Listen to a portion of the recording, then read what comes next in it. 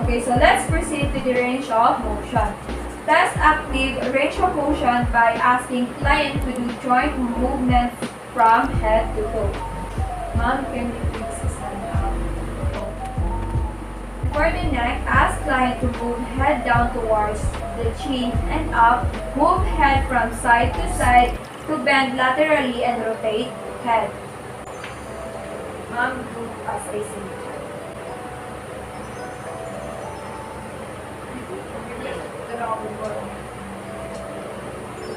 Side to side.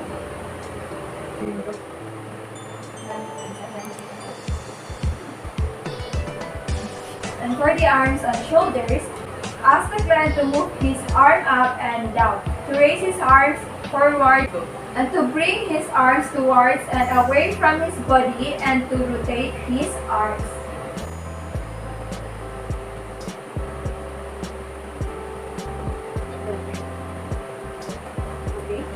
For the elbows, ask client to bend his elbows forward and downward, and to move her elbows from side to side.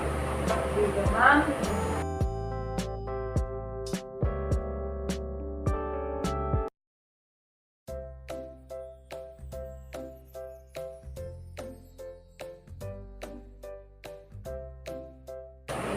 Very good. For the wrist, ask the client to move his wrist up and down and from side to side.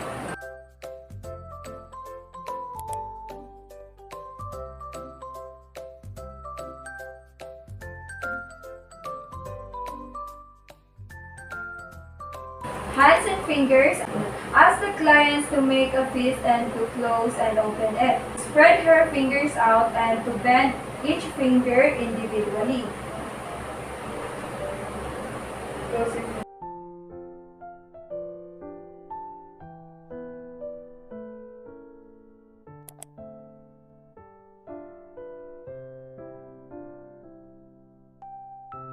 Okay, very good.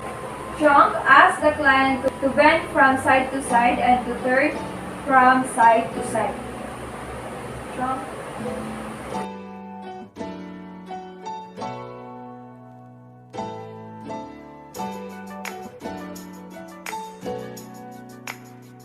Okay, very good. And for hip and knees, ask the client to move each leg forward and backward, to move leg from side to side and to rotate each leg. Ask client to bend each knees. Slowly kisses passing by the river. I've been missing your strawberry kiss. There's nothing less. Ankles and feet, ask the client to point his toes up and down, to move his feet from side to side and to spread the toes of each foot apart. Strawberry kisses.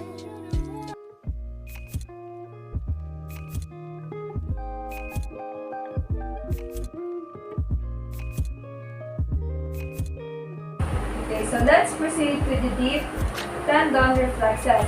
Have the client relax. Provide support for the extremity to be tested.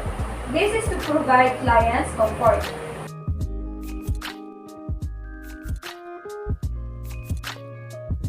For the biceps, place your right thumb on the client's right biceps tendon, which is located in the antecubital fossa, with the client's arm slightly flexed.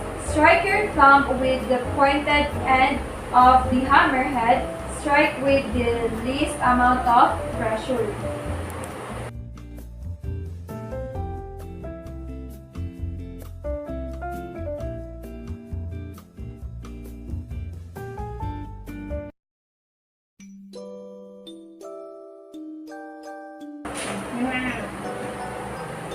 Triceps and tendons, have the client hang his arm freely. Support the arm with your non-dominant hand with the elbow. Flex, strike the elbow directly with the pointed end of the hammer. When a rainbow's over, you kiss, no one needs to know.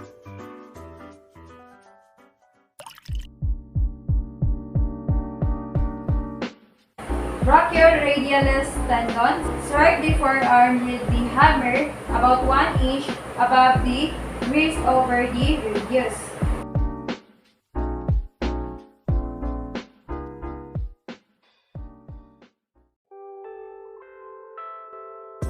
Quadriceps reflex. Have the client sit with her legs hanging over the edge of the bed. Strike the tendon just below the patella.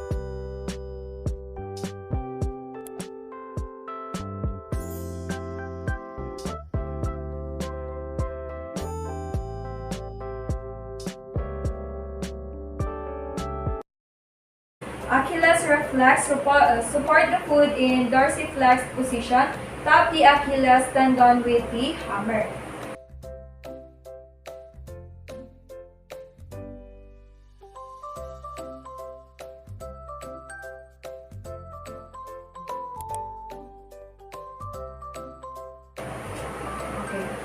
Test reflexes using a percussion hammer, comparing one side of the body with the other to evaluate the symmetry of response.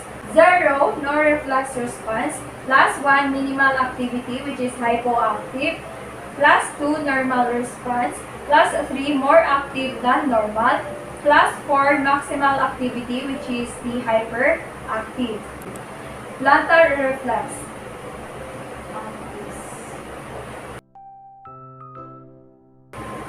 Stroke the sole of the client's foot with a flat object.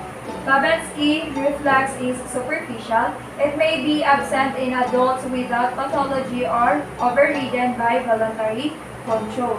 Normally, all 5 toes bend downward. This reaction is negative Babinski. In an abnormal positive Babinski response, the toes spread outward and the big toe moves upward.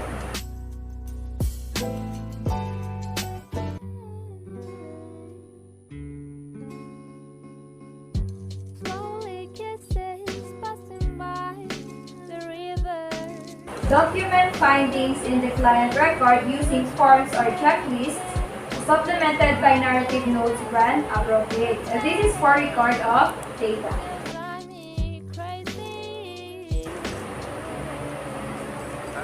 And lastly, report deviations from expected or normal findings to the primary care provider. This is to communicate with other healthcare providers.